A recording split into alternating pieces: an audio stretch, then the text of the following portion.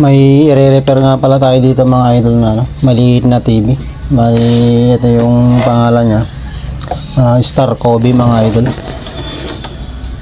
Ito ay ano, walang power mga idol. Buksan lang natin para makita natin yung ano yung problema mga idol. Dahil ano mga idol, wala siyang power. Check muna natin tong ano mga idol.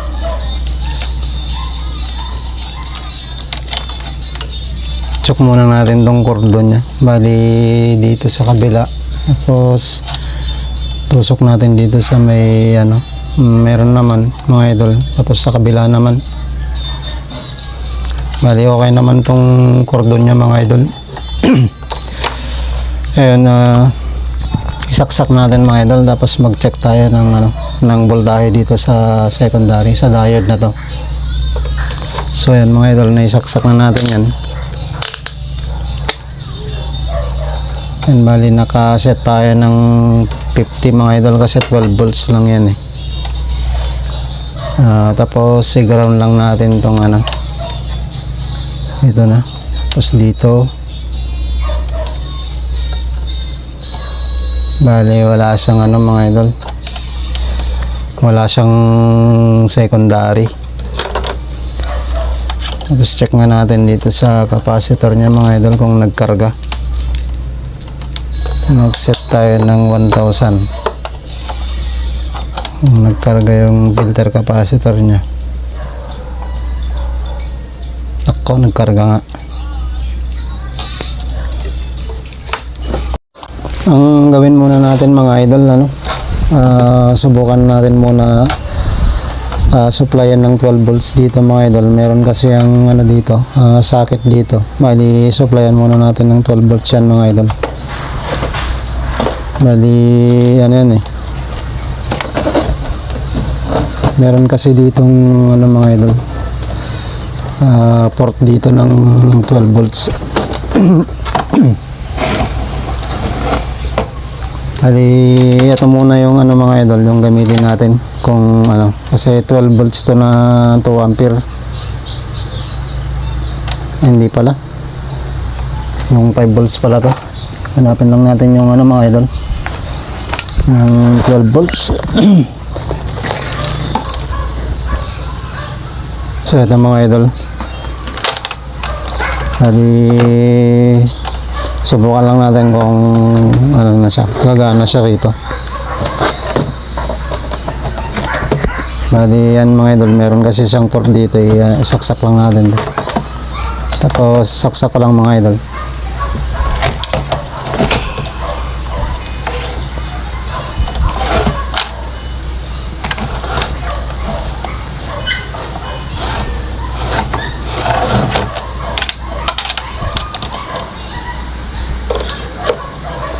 Bali ano nga mga idol,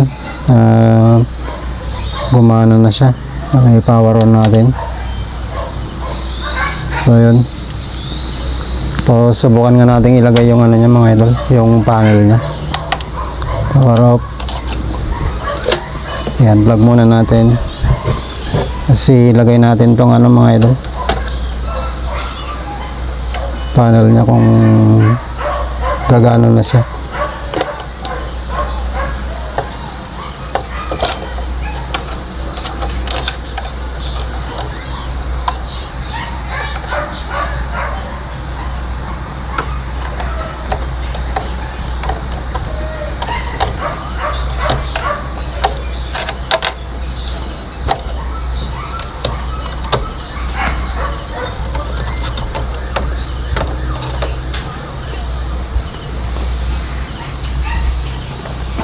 So i-unplug ko lang mga idol. Tapos power on. Power on. Nako, may yan mga idol, gumana na siya mga idol. Kaso lang may ano, may guhit na rin tong ano, may tama na rin tong panel niya.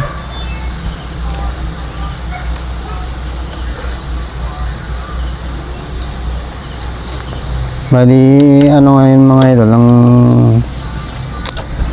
ang gawin natin, i-repair natin tong power supply ng mga idol.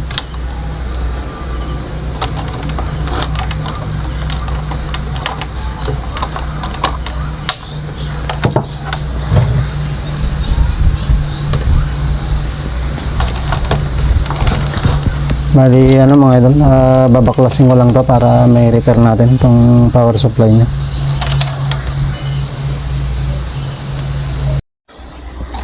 Bali, mga idol, ang gagawin nating remedyo dito,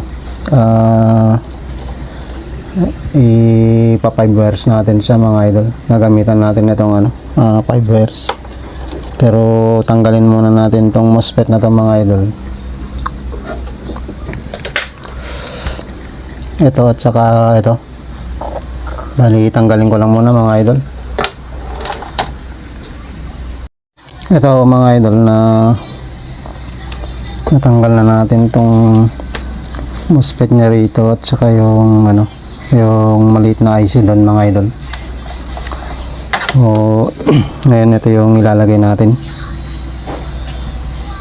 Ano to mga idol pinang testing ko dati nun. Sa nga pala mga idol, ito hindi siya gagana to mga idol pagka etong feedback na ay sira, hindi to gagana. Bali pag sira yung feedback, bali 4 wires yung gagamitin natin, pero isubok muna natin to mga idol. Bali sa connection mga idol, etong negative terminal ng capacitor, ito kasi yun mga idol.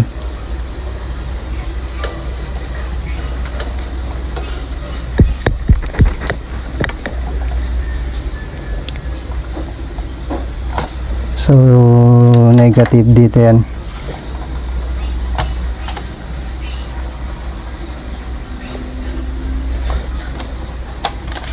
Tapos yung green mga idol dito sa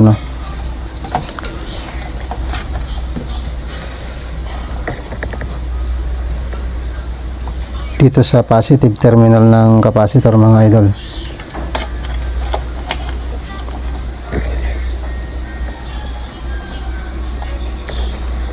Bali dito kasi yung positive nya, doon yung negative. Tapos ngayon itong dilaw mga idol, dito yan sa collector or drain ng MOSFET natin.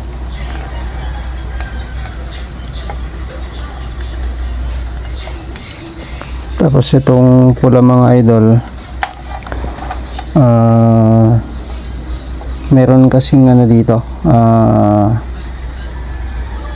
diode. Tapos ito kasi yung negative terminal ng diode, din yung positive, at dito natin siya i-connect. Tapos tumama siya dun sa positive terminal ng capacitor na to mga idol. So dito natin i-connect yung pula.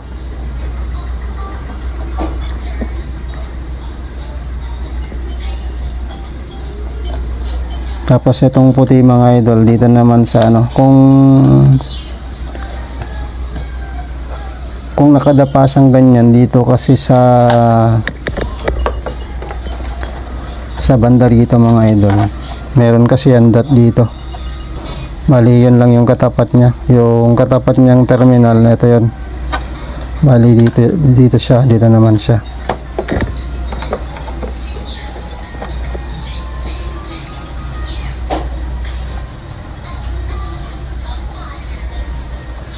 Ayan.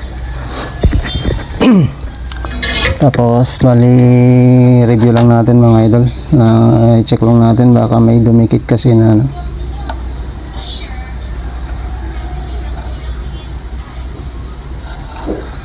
yung diagram kasi nito mga idol, may nakuha ko sa Google. Bali na lang, ipapakita ko na lang sa screen para makita nyo rin.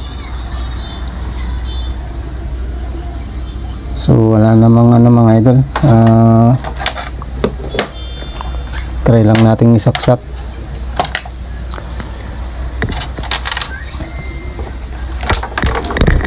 Saksak ko lang mga idol,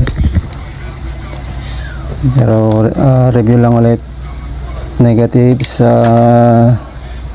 negative terminal, yung green sa positive, tapos yung dilaw sa collector, yung pula dun sa may positive terminal ng capacitor na maliit na to. So okay naman mga idol. Bali ano, saksak ko lang. Ayaw.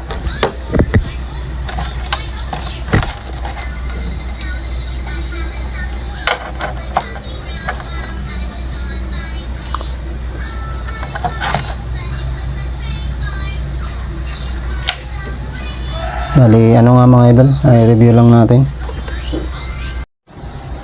Kaya pala hindi gumana kanina nung sinaksak natin mga idol. Hindi pala nakadikit tong ano, tong terminal na to dito. Ano kasi to mga idol yung terminal kasi to nung chopper mga idol, hindi pala nakadikit. Ginawa natin mga idol, idinikit natin yan ng maayos. Medyo kinalawang pala yung ilalim niya doon, hindi pala nakadikit. So yan mga idol, try nating saksak na. So yan mga idol, nakita nyo umilaw na siya, tapos power on ko lang. So yan mga idol, okay na siya. Tapos i-try nating iayos, tapos ilagay natin yung panel mga idol. Ganito yung ginawa natin mga idol. Linagyan natin siya ng heatsink. Hindi ko lang alam kung tatama dun sa mga idol. Subok lang natin tong panel.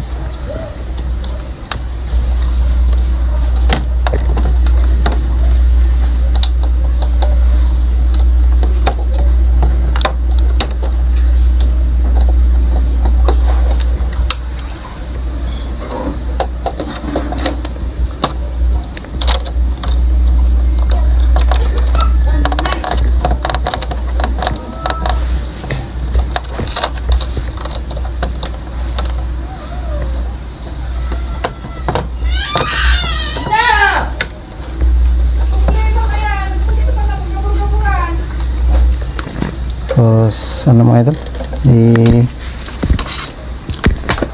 isaksak lang natin. Tapos power on.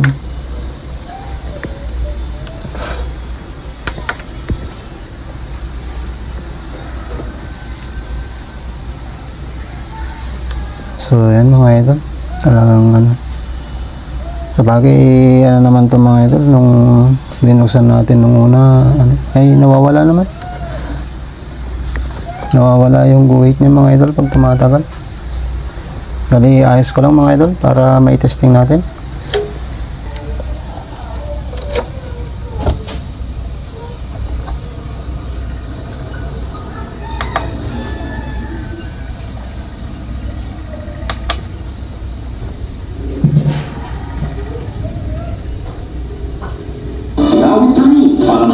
Bali, ito mga idol, okay na tong ni-repair nating maliit na TV mga idol. Bali, ito kasi mga idol, hindi kasi natapos kagabi to, kahapon, dahil inabutan na tayo ng dilim, kaya tinuloy lang natin ngayon mga idol. So yun lang mga idol, maraming salamat. Mag-long hairstyle tayo for the show.